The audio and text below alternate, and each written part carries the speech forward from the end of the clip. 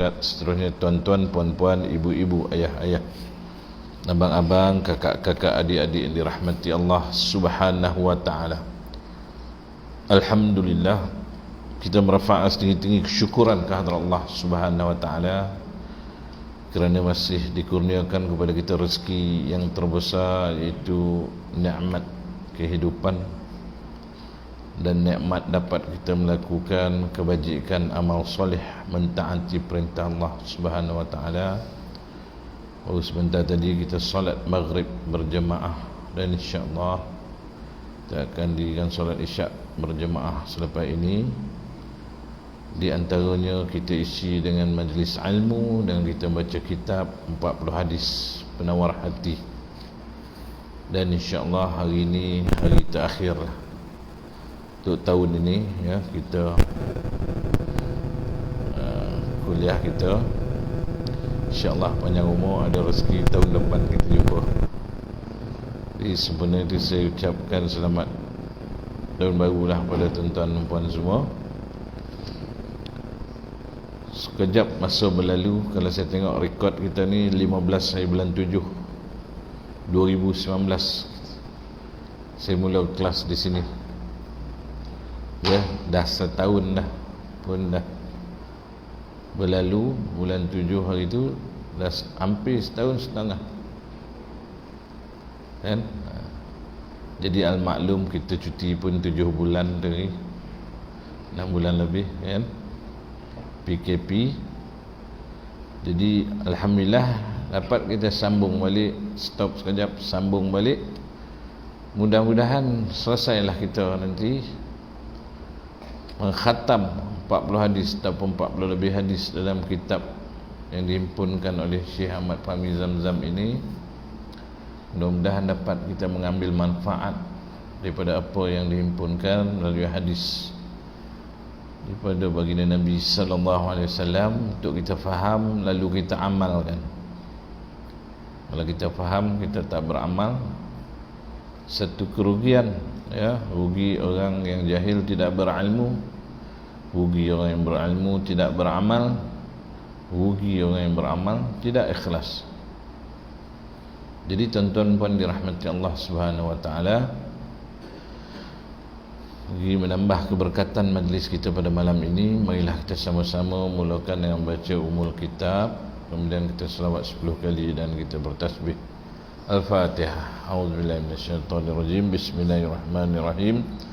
Alhamdulillahi rabbil alamin, arrahmanir rahim, maliki yaumiddin, iyyaka na'budu wa iyyaka nasta'in, ihdinas siratal mustaqim, siratal ladzina an'amta 'alaihim ghairil maghdubi 'alaihim waladdallin. Amin. Bismillahirrahmanirrahim. Allahumma shalli 'ala sayyidina Muhammad wa 'ala alihi washabbihi wa barik wasallim. Allahumma shalli 'ala sayyidina Muhammad wa 'ala alihi washabbihi wa barik wasallim.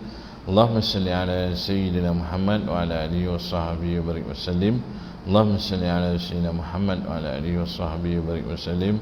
Allahumma salli ala sayyidina Muhammad wa ala alihi wa sahbihi wa barik wasallim. Allahumma salli ala sayyidina Muhammad wa ala alihi wa sahbihi wa barik wasallim. Allahumma salli ala sayyidina Muhammad wa ala alihi wa sahbihi wa barik wasallim.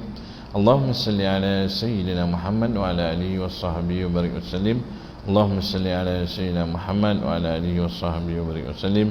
Allahumma salli ala sayyidina Muhammad wa ala alihi wa sahbihi wa barik wasallim. Subhanallahil azim wa bihamdihi, subhanallahil azim wa bihamdihi, subhanallahil azim wa bihamdihi, walhamdulillahi rabbil alamin. Baik tuan, kita sambung hadis yang seterusnya, hadis yang ke 20, hadis ke-24, muka surat 68.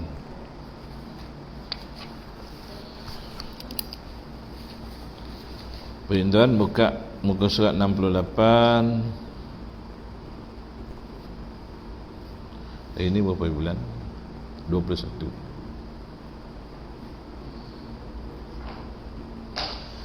Muka surat yang ke-68, hadis ke-24. Tajuk dia, kerana mulut badan binasa. Tajuk ni diberi oleh yang menghimpunkanlah, ya, yang menyusun kitab ini, iaitu Syekh Ahmad Fahmi Zamzam. Dulu kita biasa dengar ni, perbidalan, kerana pulut santan binasa, kerana mulut badan binasa, kan? Jadi hadis ni dia beri tajuk ni, ya. Kita baca sesama matan hadis. Bismillahirrahmanirrahim.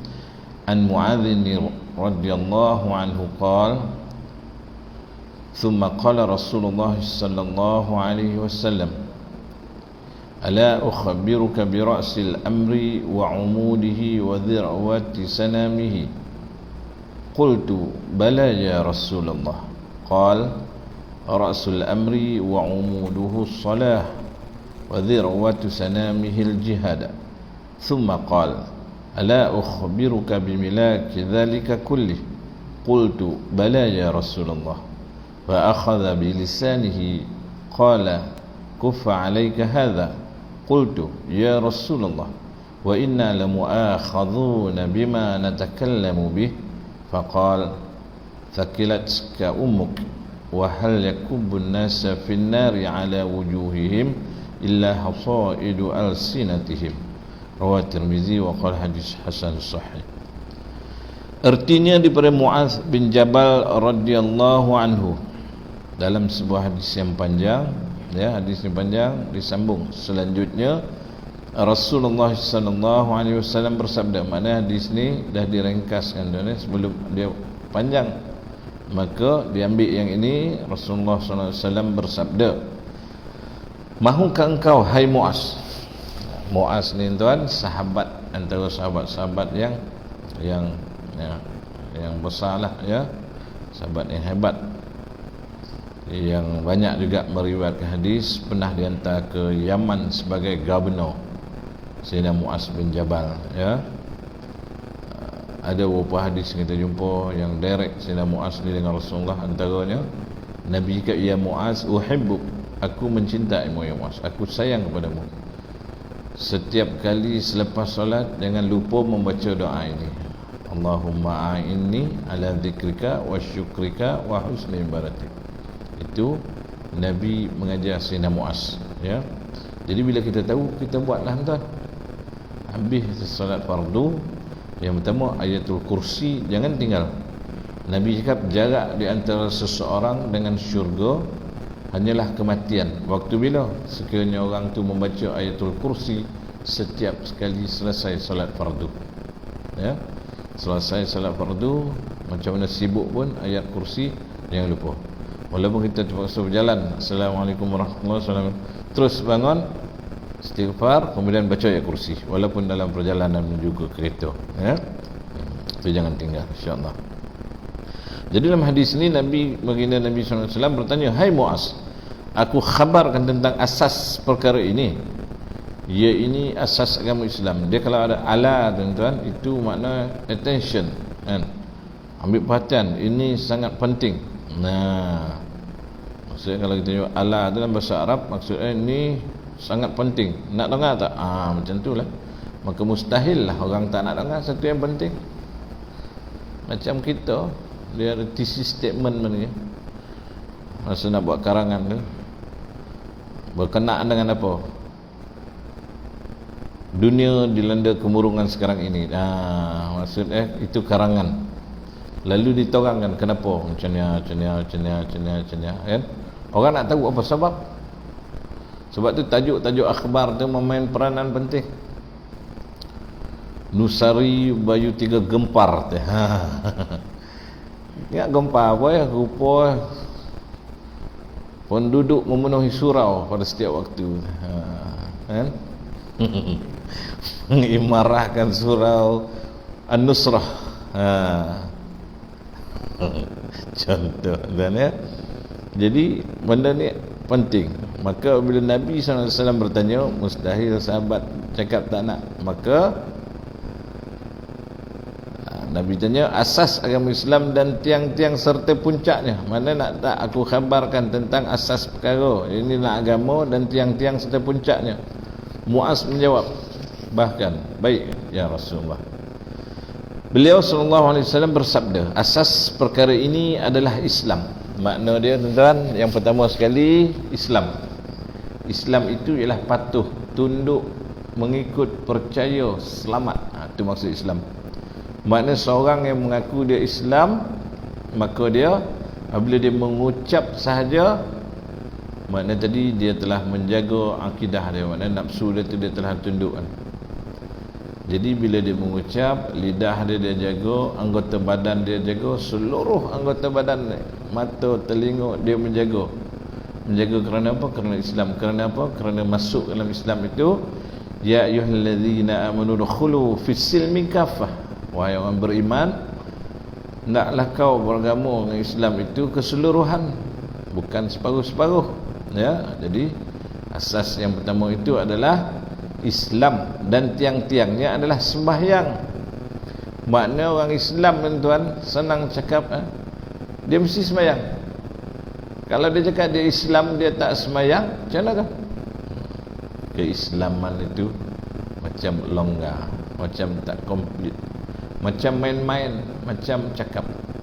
Tetapi ada beberapa perkara pula yang perlu ditengok. Kalau dia tak sembahyang, tapi dia tak cakap sembahyang itu tak wajib, akidah dia tak gugur, dia hanya seorang yang fasik, ya, maknanya dia bercakap, dia yakin tapi dia tak buat. Kan dulu kita dah bincangkan 4 kategori manusia. Yang pertama, kategori yang pertama, dia berkata dengan lidahnya, diyakini dalam hatinya, dan dikerjakan dengan anggota badan apa yang diucapkan. Bila dia mengucap syahadah, maka tertanggunglah ke atasnya taklif, ke atasnya hukum syarak. Maka dia yakin, dia wajib buat, dan dia membuat. Itu orang Islam yang sebenar. Kategori yang kedua, dia sabut, dia yakin tapi dia malas buat. Sembahyang dia malas, puasa dia malas, dia yang wajib lah, yang sunat-sunat, zakat dia apa, zakat wajib dia malas, sedekah dia tak nak. Tapi dia tak cakap tak wajib, ya, dia malas, dia diam. Itu dipanggil orang fasik. Orang ni pun berdosa juga. Kemudian dia bercakap tapi dia tak yakin, dia buat. Dia mengucap tapi dalam hatinya tak apa dah, manusia ni sebenarnya Allah Ta'ala tu tak tahulah macam mana ni, tak ada dah, alam ni terjadi dengan sendiri ni, dia habis mati-mati lah, berganti macam tu lah manusia, tak ada kesudahan. Tapi dia buat, dia macam sembahyang, orang pergi Mekah, itu nama orang yang munafik. Dia tu kira kufur juga, masuk neraka. Kemudian kategori yang keempat, bercakap tidak, tidak, buat pun tidak, itu kafir. Ya. Habis macam mana pula orang yang dah mengaku kemudian dipanggil dia kufur pula? Kufur ni tuan-tuan, kufur itu ialah menutup, menimbus, ya, menimbus sesuatu yang benar, padahal kebenaran itu perlu dilakukan, ditimbus. Contohnya bersyukur ke atas nikmat Allah dengan cara antaranya beribadah kepada Allah SWT dengan sungguh-sungguh. Itu tanda orang yang bersyukur. Dia tak nak beribadah, maknanya dia kufur akan nikmat, dia tutup nikmat dia macam tak nampak. Maka orang macam ni macam mana? Dia pun berdosa. Ya, Allah sebut la in syakartum la azidannakum wa la in kafartum inna azabi lasyadid. Sehingga kufur akan nikmatku. Maknanya kufur ni dia menutup, buat tak nampak. Kufur juga, ya, tapi dia orang yang ahlul akidah, orang yang berakidah, ataupun ahlul qiblah, dia mengaku Islam tapi dia tak buat. Maka Islam adalah perkara yang pertama, asas dia, dan tiangnya adalah sembahyang. Sembahyang ini mustahab. Ibarat kalau tubuh badan dia ni macam kepala. Kalau dia tak ada, orang tak ada kepala boleh hidup tak? Orang tak ada tangan, tak ada kaki boleh hidup.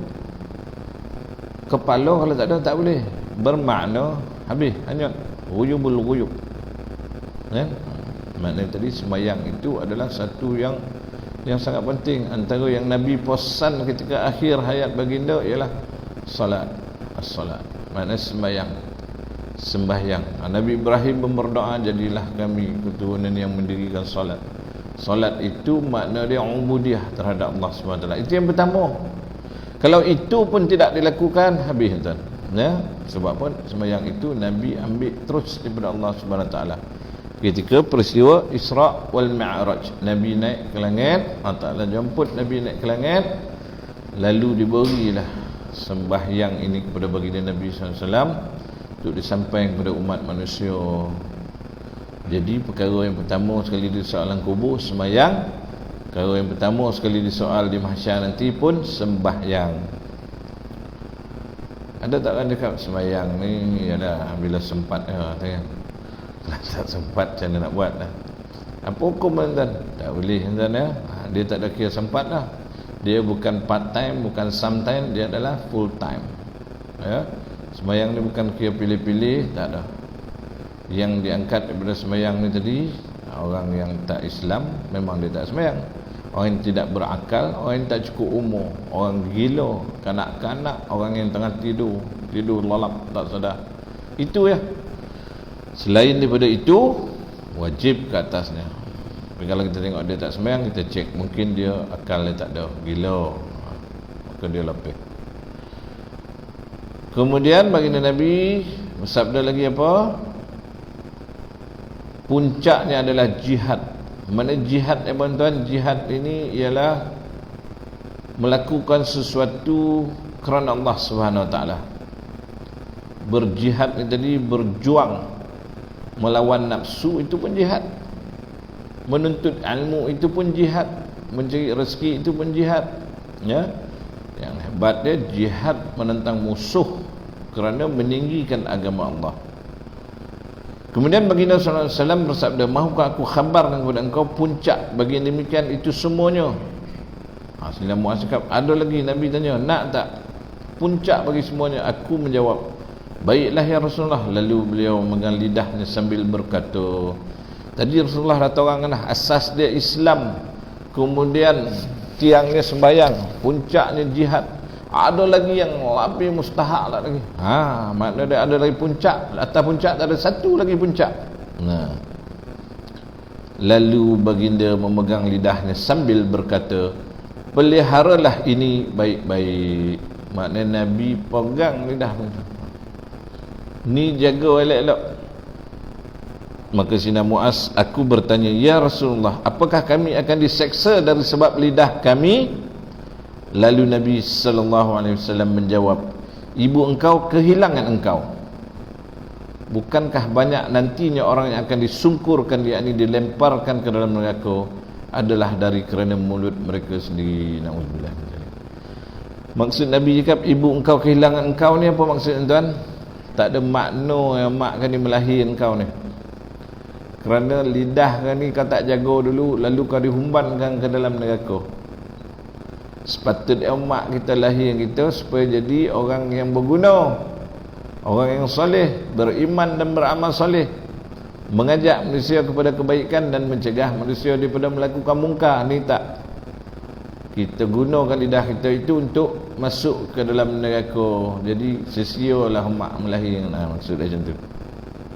Sebab tu tuan, Sina Ali pesan kepada kita semua ni, jangan kau gunakan kepetahan lidahmu berbicara untuk melawan atau membangkang atau membantah kata ibumu, kerana dulu dia yang menjaga bercakap.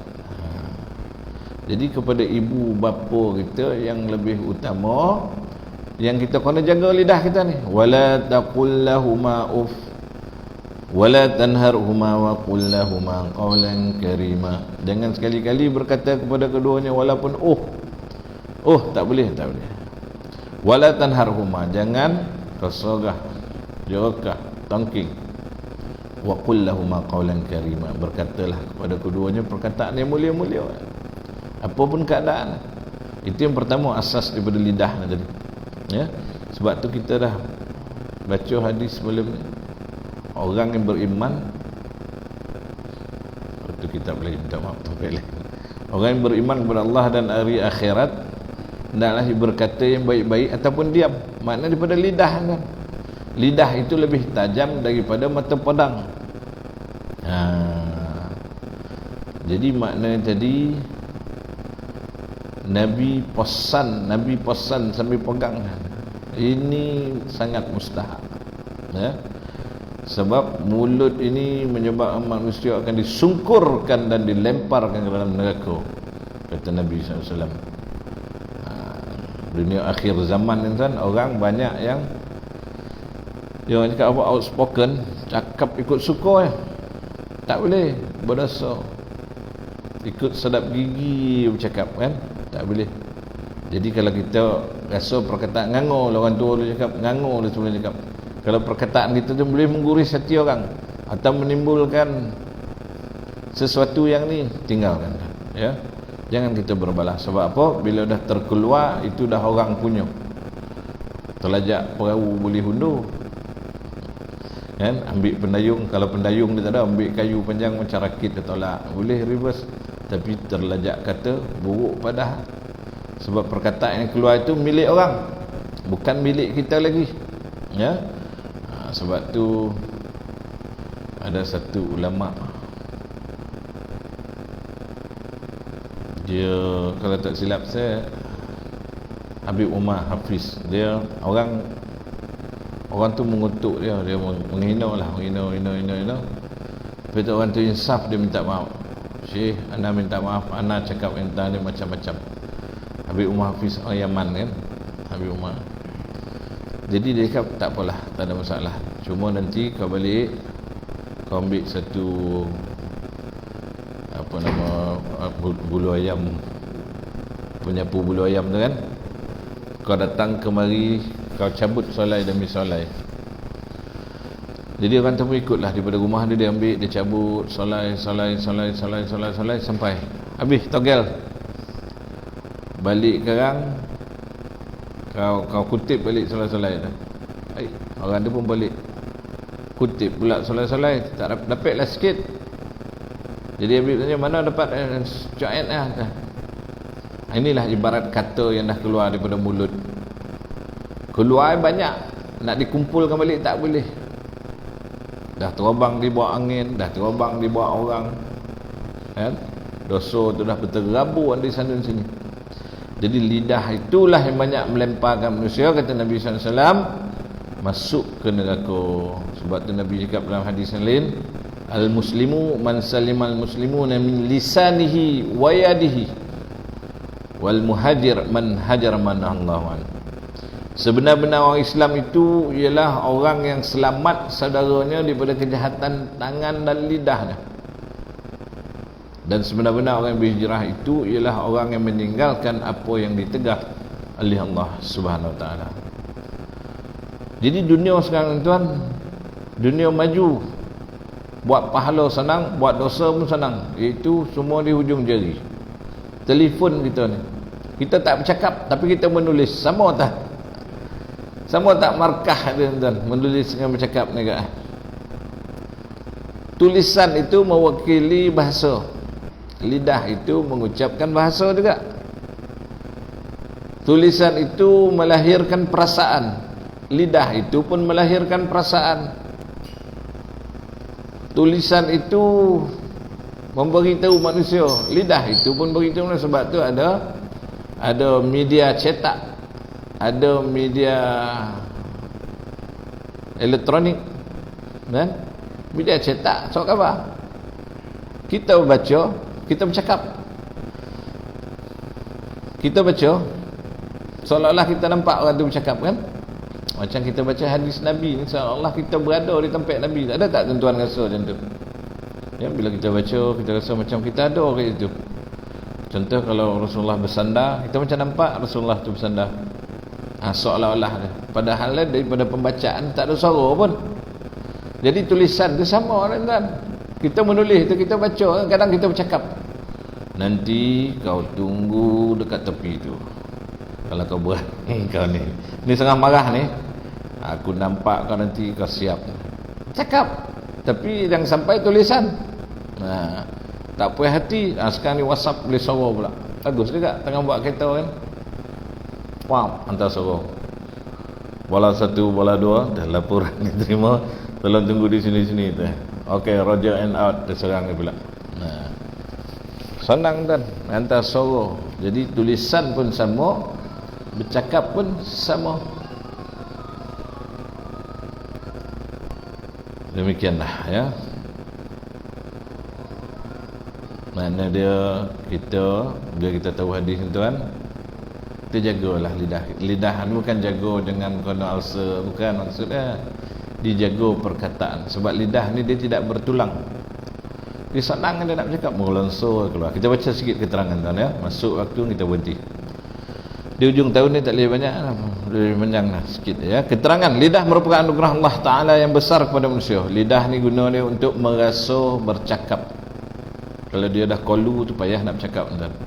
Kalau kita tengok orang tu cakap dia dah lain macam, itu orang tu tanda dia kena stroke. Kita kena bagi pertolongan dia. Lain bunyi ni kan. Kita kena bagi perhatian. Kecuali kalau dia tidur mengigau, memang cakap dia tak terang. Itu jangan risau sangat ya. Kalau orang mengigau dia cakap, dia tu pun cakap Jerman pula. Dia orang yang sadar tiba-tiba cakap dia lain. Maknanya lidah dia dah kolu.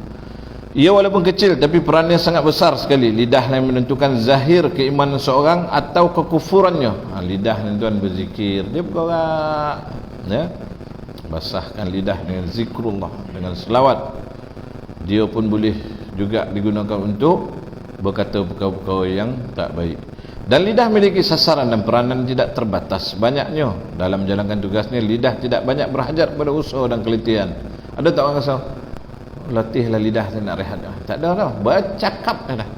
Nah, ada tak tuan-tuan orang fikir kita mata kita ada kalau latih padi kan, tangan kita pun longoh, kaki kita paut, sonak, belakang, belikat apa semua. Ada tak lidah kita tiba-tiba rasa macam latih betul lagi ni, makan sekian, bercakap sekian, nak rehat? Tak ada kan? Berzikir dah, berzikir sehari-harian tak ada latih dah. Nampak tak? Taklah jadikan lidah tu ya. Sebab itulah la ilaha illallah tu dia tak banyak bergerakkan, bibir pun tak terlibat, lidah ya. La ilaha illallah, la ilaha illallah, la ilaha illallah. Itulah pemurahnya Allah Ta'ala. Maknanya tadi kita dah nak meninggal nanti, apa pun dah tak boleh bergerak, lidah ni last dia hidup lah. Dia berjalan dan tuan. Sebab tu nak kena jaga. Semasa sehat ni jaga dia ya, supaya kita dah tak ingat nanti dia pun elok di perjalanan lah. Yang diperlukan hanyalah pergerakan bibir dan tekanan suara saja. Berlainan dengan anggota lain seperti kaki, tangan yang banyak berhajat pada tenaga untuk menggunakannya, dan berlainan pula dengan mata yang hanya terbatas kegunaannya untuk melihat, dan telinga yang hanya terbatas untuk mendengar sahaja. Jadi lidah ni dia banyak lah ya. Dia merasa, dia bergerak, dia bercakap, dia macam-macam lah tugasnya. Makan pun sama. Dia bersilat tu dengan gigi tu kan. Tapi kadang-kadang tergigit juga kan. Berkata Piramli, sedangkan lidah lagi tergigit. Maknanya ada kala dia walaupun dia bersilat hari-hari, kono juga dah. Samalah peribahasa orang cakap, sepandai-pandai tupai melompat, akhirnya jatuh ke tanah jua. Kadang-kadang ada tupai jatuh. Pernah jumpa tak bang? Saya pernah jumpa.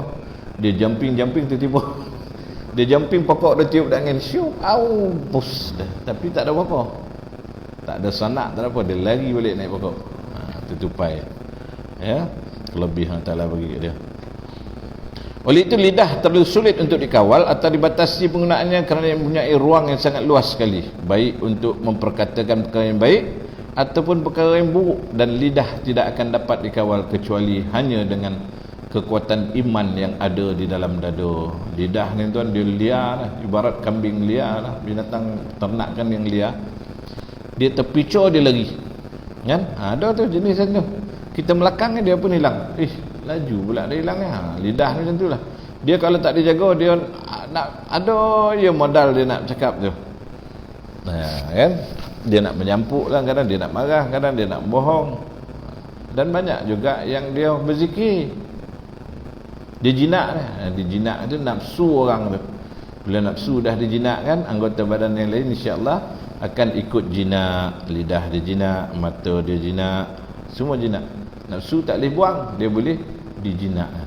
Tapi nafsu yang liar tu, yang lidah dia liar, mata liar, telinga liar, habis semua liar ya. Maka kalau seorang biarkan lidah bercakap bebas, syaitan pasti akan menggunakannya untuk bercakap dengan maksiat dan kekufuran. Syaitan ni tuan, dia mengasut kita tak dengar, tapi kita boleh cam tuan. Dulu kita baca tentang orang yang berilmu yang tertipu, al-ghurur kan. Kalau dalam kitab Minhajul Abidin, Imam Al-Ghazali menerangkan 4 orang antara golongan ghurur yang tertipu. Satu ilmuwan, orang yang berilmu, dia tertipu, dia cakap dia ni hebat daripada abid, maka dia tidak beramal, jadi jauh daripada Allah Ta'ala, kata Nabi. Orang beramal pun kena tipu juga, dia ingat dia beramal tapi amalan dia tu banyak yang tersasar, yang wujub lahir daripada diri dia. Dia tengok dia orang beramal. Kemudian apa, orang berharta pun sama juga, orang yang rajin bersedekah, dia ingat dengan sedekah dia tu dia nak manusia puji pun hanyut. Kemudian orang yang sufi, yang mendalami ilmu tasawuf, dia ingat dia ni dah orang yang paling suci, dan dia menghina orang lain, padahal tak boleh macam tu. Nah, pekah dia pula tak tahu, dia raja hati je, kan? Sembahyang pun tidak, itu dah terlebih pula, kan? Dan tak pakai juga, itu semua gurur, dia orang yang dapat tipu daya. Syaitan ni tadi dia menipu, maknanya dalam percakapan bersama, dalam dia bercakap mula betul, lepas tu dia menyeleweng, dah ada yang silap, dah ada bercampur aduk. Jadi Nabi cakap orang yang beriman dengan Allah dan hari akhirat, hendaklah dia bercakap yang baik-baik atau diam itu emas berharga. Kita tak tahu, ataupun orang marah kita diam, jangan kita lawan, diam. Sebab apa? Syaitan dia merasuk tu, kau jawab. Nah, maka apabila dia jawab, berlakulah pertikaman lidah, hina menghina, kutuk mengutuk, termasuk suami isteri, ungkit mengungkit. Tahu awak macam ni, tak ingin aku tak ingin nak kau. Bahaya tu. Habis dia ungkit semua. Tapi selalu orang perempuan lah. Orang lelaki diam, pasal dia tak ada benda nak diungkit. Nak ungkit apa ni? Komen rumah tidak, basuh baju tidak, beli mesin basuh bini boleh. Apa nak ungkitnya? Dia diam. Tu kelebihan lelaki, dia tak ada benda nak diungkit, tu dia diam, kan? Tapi lebih baik itu, orang lelaki jangan lawanan, ya. Sebab orang perempuan ni dia memang dia kota perkataan dia banyak, 20,000 ke 24,000 sehari. Selagi tak habis, selagi itu digunakannya. Kita tak banyak, separuh, tak sampai separuh, 1/3, 7-8,000 dah habis dah. Balik Tan Surau kan diam, dah habis kota dah tu, kan? Kena nak balik lambik 10.30, 11 kan, habis. Dah makan bang, dah tu ya sepatah, tak lalap. Nah, orang puan tak, bila nak tidur dia bercakap, pintu dah tutup, belum lampu ni, Swiss ni, sampai ni dalam mimpi pun terang-terang dia bercakap. Itu kelebihan orang puan, besar kota perkataan dia banyak, ya. Dan kita marah. Seorang yang beragama Islam belum tentu menjadi kafir kalau hanya memakan harta riba. Maknanya orang Islam dia tak belum kafir kalau dia makan riba. Ia hanya telah melakukan dosa yang besar. Penerangannya maksudnya, orang yang buat dosa tapi dia tak cakap dosa tu tak berdosa, dia tak gugur lagi akidah dah. Tetapi yang boleh menjadikannya seorang yang fasik saja, tapi ia telah menjadi kafir dan terkeluar dari agama Islam apabila dia mengatakan bahawasanya harta riba itu adalah halal. Dia cakap ni tak ada halal, riba tak riba sama ya, halal. Semayang tak semayang sama ya, tak semayang pun tak apa, maka gugur akidah dia, kena mengucap pelik tuan. Tapi dia tak semayang, dia diam. Kau ni pun tak semayang ni, diam. Itu tak gugur akidah. Dia tidak mengatakan semayang itu tidak wajib. Faham kan? Kita jangan kita goli-goli lidah nak bercakap. Tak apa, boleh, tak ada hal dah. Allah Ta'ala ya, kita fitnah pula Allah Ta'ala. Sedangkan dalam syarak itu telah ditetapkan, maka itu boleh menggugurkan akidah seseorang, ya? Walaupun dia sendiri tidak terlibat dalam harta riba, tapi kalau dia cakap riba itu halal, dia telah jatuh kafir. Itu semuanya adalah padah yang diakibat oleh lidah yang tidak bertulang ini. Lidah juga cukup mudah untuk menaburkan fitnah, mengumpat, berbohong, mengejek orang, bertengkar dan sebagainya. Dan lebih mudah lagi ialah berbicara perkara yang tidak berfaedah. Oleh kerana itu lidah perlu dikekang dan jangan dibiarkan berbicara mengikut kemahuannya. Buatlah pertimbangan terlebih dahulu terhadap perkataan yang hendak diucapkan. Fikirlah terlebih dahulu apa-apa yang mahu dituturkan. Namun pada kenyataannya ramai orang yang tidak dapat mengawal lidahnya, maka oleh kerana itu ramai pula orang yang akan dimasukkan ke dalam neraka dari akibat perbuatan lidah yang tidak bertulang ini. Jadi Nabi ajar tuan-tuan, kita ni kalau marah, biasa marah ni yang keluar tak elok. Bila Kalau tak marah semua elok. Nabi aja doa dia, auzubillahi minasyaitonirrajim, aku berlindung pada Allah daripada syaitan yang direjam. Kemudian sejukkan dengan air, beri minum orang yang tengah marah, atau kita tengah marah kita pergi minum, ataupun kita basah badan kita dengan berwuduk. Sebab marah itu adalah syaitan. Syaitan itu daripada api, api itu panas, maka sejukkan dia dengan air. Itu pesan Nabi SAW. Ataupun jauhkan perkara-perkara yang mendatangkan kemarahan pada kita. Sebab tu akak-akak kalau abang tengah marah, dia nak keluar bilik motor, jangan ditahan. Dia ditahan, menjajah berita. Jangan, biar dia nak mencari ketenangan di tepi tasik, duduk termenung, kan? Dah setengah jam kan dia dah sejuk, temperature dah turun, kan baliklah dia tu. Jangan ditahan, ya, biar dia bertenang. Sebab bila duduk berhadap dia api itu marah. Kan dulu kita masa kat kampung masak pakai dapur kayu, bila api tu mula nak mati, kita taupkan balik kayu tu, taup membara tu, menyalur dia balik. Kan dah lama dia habis dia, kita taupkan lagi kan. Jadi kalau orang tengah marah, jangan ditaupkan dah, dijarak dah. Dan disurai api itu. Itu masak dulu. Surai api itu, lama tinggal baru tinggal arang jadi abu, selesai, sejuk semua. Ambil abu tu kumpulan, buat baju lagi elok. Jangan ya, api kemarahan tu yang mendatangkan lidah ni jadi berkeluarlah perkataan yang bukan-bukan, dihasut pula dari syaitan. Jadi itu dah ya, antara yang kita kena ikut, kita pegang. Nabi dah begitu, ini sangat berbahaya, bukan bahaya sikit-sikit, sangat berbahaya, maka jauhlah daripada perkara-perkara yang boleh menjadikan lidah kita mengeluarkan perkataan tak baik. Jangan kita campur perkara-perkara yang tak munasabah lagi benda Sarawak. Jangan. Kan? Orang pergi maki orang, kita pergi menempang sekaki. Tak payah. Patut kita togahan orang tu. Jangan, tak baik kan. Sabar, bawa sabar. Ada undang-undang, ikut saluran.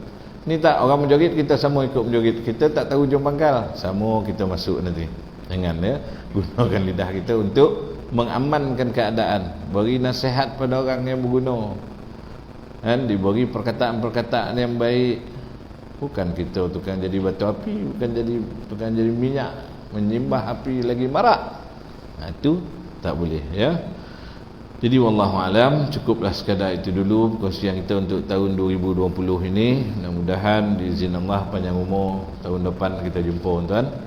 Jadi untuk kelas yang terakhir pada tahun ini, saya minta ampun, minta maaf pada tuan atas segala ketelanjuran kata-kata, kalau ada yang terguris hati, tersalah bicara, tak ada niat sebenarnya untuk mengguris hati mana-mana pihak selain peringatan untuk diri sendiri. Kadang tuan, penceramah yang kadang dia nampak marah tu, dia marah kat diri sendiri sebenarnya. Ya, apalah dogi benar kita semua ni kan. Pertama sekali orang yang bercakap seolah-olah begitulah. Sebab peringatan tu bukan untuk semua, sebenarnya untuk diri sendiri dan semua. Bukan orang yang mendengar, orang yang bercakap tu pun kena ambil perhatian. Sebab kita ni banyak lupa kadang-kadang kan. Saya duduk atas ni sebab tuan suruh saya duduk atas. Tuan suruh duduk bawah pun saya duduk bawah. Surau bawah, saya duduk bawah. Kan? Kita ni dah macam keluarga ya. Jadi sekali lagi saya minta ampun, minta maaf yang baik pada Allah SWT, yang salah dan silap daripada kelemahan diri saya sendiri. Hakikat dia tuan ya, hakikat semua pada Allah SWT. Tapi kita Ahlus Sunnah wal Jamaah ni, kita ada satu ikhtiar kita panggil, untuk memilih yang baik, memilih yang buruk.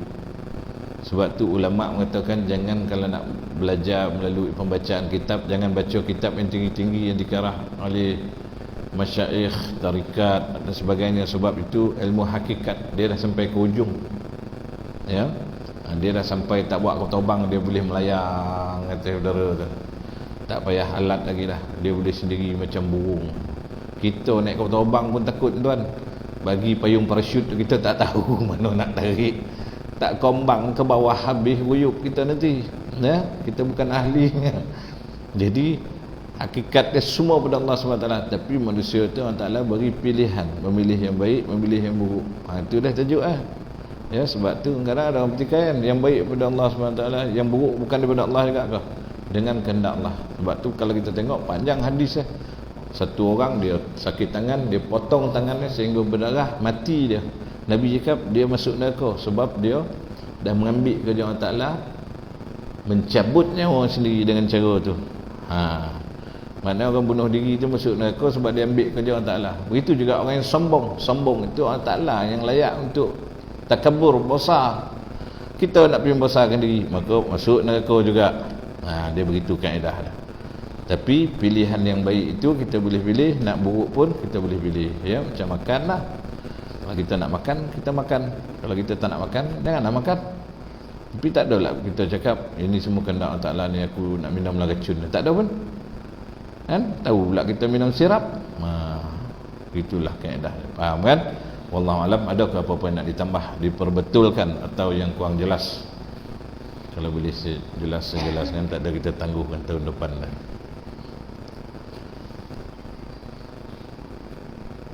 Ya.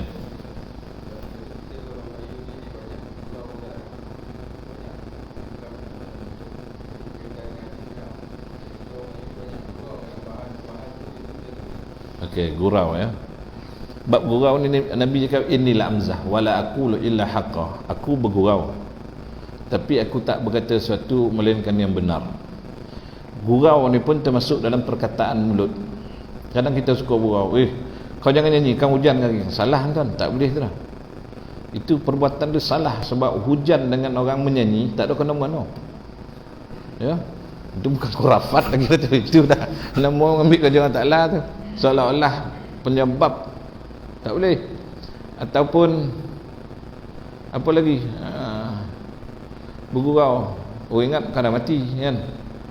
Benda tu memanglah gurau, tapi benda tu boleh menyebabkan orang yang mendengar tu sedih ataupun orang lain jadi terperanjat. Contoh ya. Jadi bergurau, Nabi bergurau, tapi Nabi cakap betul. Ya Rasulullah, bagi aku seekor unta aku bawa. Besok datang aku bagi anak unta betina. Orang cakap nak tunggang anak unta betina. Mana boleh? Nabi cakap bukan semua unta tu anak unta betina. Betul lah tu. Kan? Lagi apa Nabi cakap? Seorang perempuan datang mengadu. Suami Nabi cakap, suami awak yang mata dia ada putih-putih tu. Dia balik, dia pandang mata suami. Suami cakap apa? Aku jumpa Rasulullah, dia cakap mata abang yang ada putih-putih. Semua orang ada putih mata kan. Nabi cakap betul.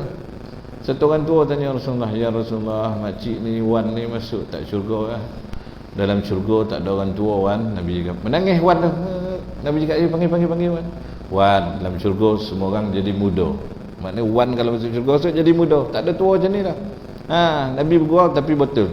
Tapi kita bergurau main-main kan. Kita hadis ni termasuklah kubur masing-masing. Kubur masing-masing. Kau kubur kau, aku kubur aku. Kita menjawab masalah kubur kau sebelah kubur aku, so lama-lama aku nak tidur membayar. Nanti aku cakap lah dengan malaikat tu, so kan. Malaikat tu pun takkan tak boleh gunding. Macam-macam lah. Aku bagi dia ni yang senyap lah. Contoh. Tu main-main lah tu. Tapi orang main-main dan bila masuk kubur tak dah pucat. Jadi jangan bergurau lebih-lebih. Kalau kawan kita bergurau sama ada kita togah dia bergurau yang begini ataupun kita benci lah matilah. Kalau yang bergurau tu bos kita tak berani nak tegur, fa bi qalbihi wa dzalika dhaful iman. Maknanya kita mencegah dalam hati, kita benci dalam hati. Yang demikian itu adalah selemah-lemah iman. Gurau pun jangan ni ya. Nabi gurau sahabat, Nabi gurau juga, bukan tak boleh gurau langsung. Biarlah perkara yang benar. Apalagi gurau yang dahlah salah, lepas itu menyusahkan orang. Ada tuan, bergurau melampau-lampau. Tadi ke depan rumah ada nampak ben jenazah, apa hal lah dia terperanjat, emak dia tak sihat. Dia tinggal lah, dia bawa motor laju, tolonglah dia meninggal. Padahal dia tak ada apa dah. Ben jenazah tu dia ambil kerusi ya sebenarnya. Ini pun satu hal juga ni, buat jenazah ambil barang. Hari tu depan rumah saya parking. Tak gamang abang tu datang, sepo Ustaz. Tak ada jenazah, tak ada van aja semua. Dia ditinggal lah. Tak tahulah van jenazah komplek mana. Kan? Van jenazah ni jangan buat kulu kili. Boleh mendatangkan fitnah. Apalagi kalau tengah malam. Tengah malam kita parking depan rumah orang. bab jenazah ni bahaya tuan. Ada seorang tergamang dia try baben jenazah. Lepas tu apa, dia buat taksi, customer dia kata, cik berhenti, beremergency sikit nak terlengah pokok. Apalah cik terperanjat macam ni kan, tanya driver taksi lah. Pakcik 30 tahun buat ben jenazah. Bila kau bercakap, pakcik ingat jenazah belakang bercakap. Dia dah tukar buat taksi sebenarnya. Peranjat. Jadi ben jenazah ni sensitif. Mana-mana tempat lah ya, mana-mana tempat dalam Malaysia ni, kau di mana-mana, kalau boleh ben jenazah, kalau tak perlu jangan dibuat kulu-kili. Elok orang Fatihah panjang tu. Orang nampak ben jenazah Fatihah. Saya tu hari tengah minum Al-Fatihah, auzubillah. Kawan-kawan lah ikut ya, bismillahirrahmanirrahim. Tengok buat nasi lemak masuk ben jenazah. Rupa ada masjid mana dah buat kenduri. Siap ke dah Bilal ke punya kerja, dia bawa ben jenazah, ambil nasi lemak masukkan. Cik baik tak masuk dalam keranda dia dah tinggalkan. Jadi Fatihah tu pun Fatihah lil mukminin wal mukminat dah kan. Tapi orang kita pemurah. Orang Melayu ni sikap pemurah dia tu memang ada. Sebab tu kalau minta derma, insya-Allah tuan nak buat madrasah ke apa, buatlah ni sekejap dapatlah 2-3 juta. Dia tak kedekut, dia nampak van jenazah tak kisah tapi repair ke, pergi servis ke, Fatihah tetap ada. Memang mendapat Al-Fatihah. Bismillahirrahmanirrahim. Wahal Bilal pinjam balik kampung, kereta rusak, Bilal lah anak 8 berderet anak belakang tu kan. Ya, Allahu alam. Kalau tak ada keperluan jangan dibawa, sebab boleh menimbulkan kegusaran di hati orang. Ya. Okey tuan, cukup sekadar itu dulu. Panjang umur insya-Allah, tahun depan kita jumpa tuan kan. Dah hampir setahun dah. Dah setahun lebih pun. 2020 dah nak meninggal kita. Tahun depan 2021. Tahun ni tuan, kalau tak silap Ayamul Bait 28, 29, 30. Hari putih. Kalau tak silap saya lah. Isnin, Selasa, Rabu. 28, 29, 30 ujung bulan ni. Ada kesempatan kita puasa ya, untuk tahun 2020. Tak ada ke mana-mana, memang 2020 pun saja ya, untuk peringatan diri sendiri. 28 Disember, 29 Disember, 30 Disember. Kalau tak silap saya lah, boleh cek balik. 13, 14, 15 jam dia awal kan, jam dia awal, jam dia akhir, jam dia awal. Lebih kurang macam itulah ya, untuk tahun ni. Wallahu alam. Tak ada apa, kita tutup majlis kita dengan doa. Auzubillahi minasyaitonir rajim. Bismillahirrahmanirrahim. Alhamdulillahirabbil alamin wa bihi nasta'in. Wassalatu wassalamu ala rasulil amin wa ala alihi wa sahbihi rasulillahi ajma'in. Allahumma rabbana ighfir lana dhunubana wa liwalidayna warhamhuma kama rabbayana shighara wal jamil muslimin wal muslimat al mu'minin wal mu'minat al ahya minhum wal amwat bi rahmatika ya arhamar rahimin. اللهم لا مانع لما أعطيت ولا معطي لما منعت ولا رد لما قضيت ولا ينفع ذا الجد منك الجد. اللهم أعنا على ذكرك وشكرك وحسن عبادتك. ربنا آتنا من لدنك رحمة وهيئ لنا من أمرنا رشدا. ربنا آتنا في الدنيا حسنة وفي الآخرة حسنة وقنا عذاب النار وقنا عذاب النار وقنا عذاب النار. وصلى الله على سيدنا ومولانا محمد النبي الأمي وعلى آله وصحبه وبارك وسلم. سبحان ربك رب العزة عما يصفون وسلام على المرسلين والحمد لله رب العالمين. تقبل الله منكم. السلام عليكم ورحمة الله وبركاته.